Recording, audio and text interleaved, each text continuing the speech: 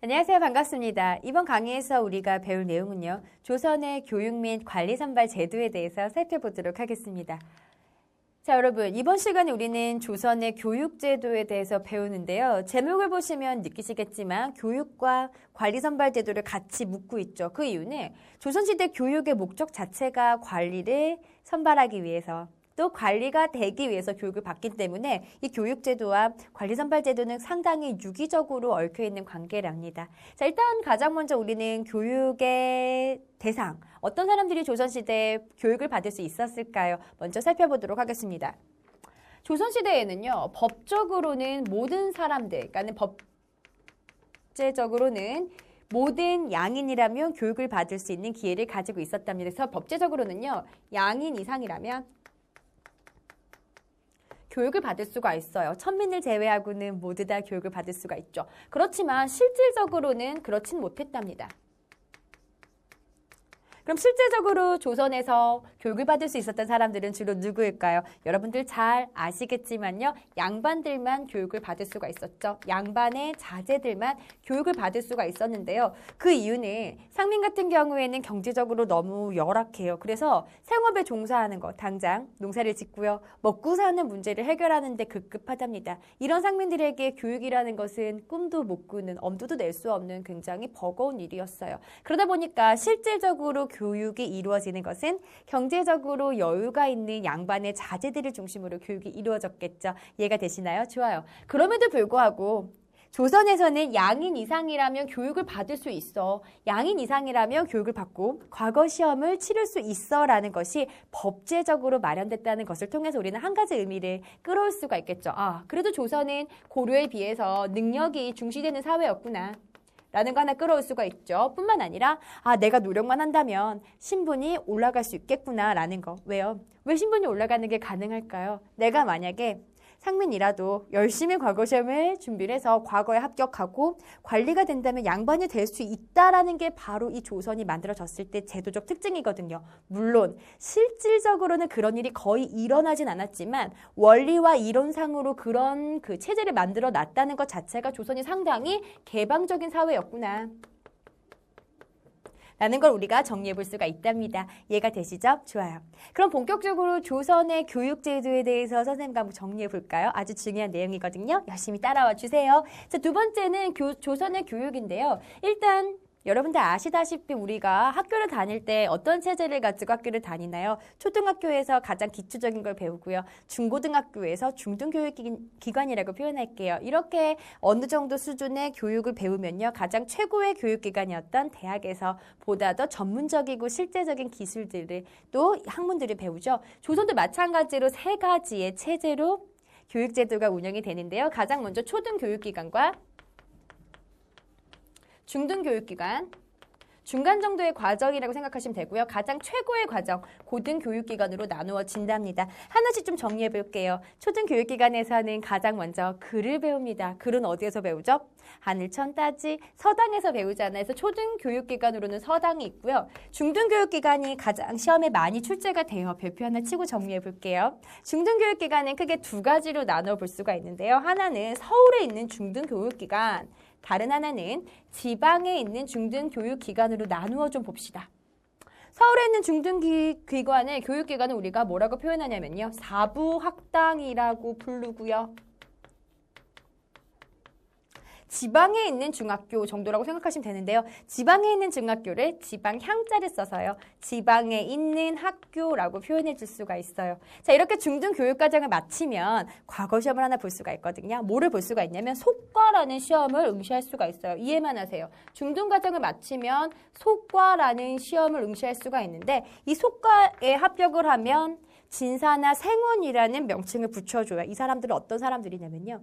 너는 과거 시험을 볼 수 있는 자격을 갖추었어 라는 의미를 가지고 있거든요. 그래서 속과에 합격한 사람들은 이제 고등교육기관에 갈 수가 있죠. 이곳이 바로 어디냐면 조선 최고의 교육기관이었던 성균관이 되겠죠. 성균관에 진출할 수가 있답니다. 그래서 이 성균관에 진출한 학생들은요. 이제 본격적인 과거 시험을 준비하는 거죠. 문관이 될 수 있는 과거 시험이고요. 이게 바로 뭐냐면 문과.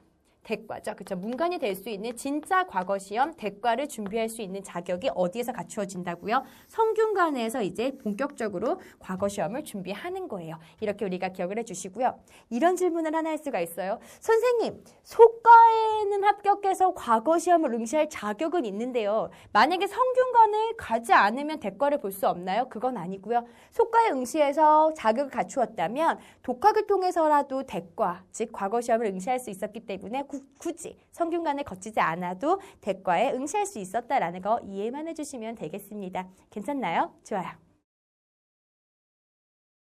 자, 여러분, 이번에 우리가 배울 내용은요, 조선의 관리 선발 제도인데요. 자, 조선은 어떻게 관리가 선발이 되었을까요? 자, 어떤 과거 시험의 종류가 있었을까요? 좀 살펴보겠습니다. 조선에서 관리가 되기 위해서는 두 가지 방법이 있어요. 첫 번째는 시험을 봐야 되는 방법이 있고요. 두 번째는 이런 방법이 있죠. 내 아버지가 높은 관직, 3품 이상의 관직이 있었을 때 내가 추천을 받아서 관직이 되는 이런 방법이 있답니다. 그럼 정리해 봅시다.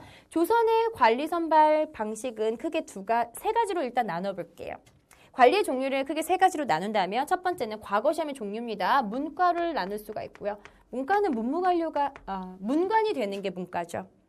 자, 그 다음에 무과로 나눌 수가 있고요. 무과라는 거는 무관이 되는 거, 싸우는 것이고요. 세 번째는 잡과입니다. 이 모든 것들이 상당히 자주 출제가 되는데요. 자, 문과, 자, 어떤 시험을 이야기하는 거냐면 문관이 되는 시험입니다. 문관들이 되기 위해서 응시하는 시험이고요.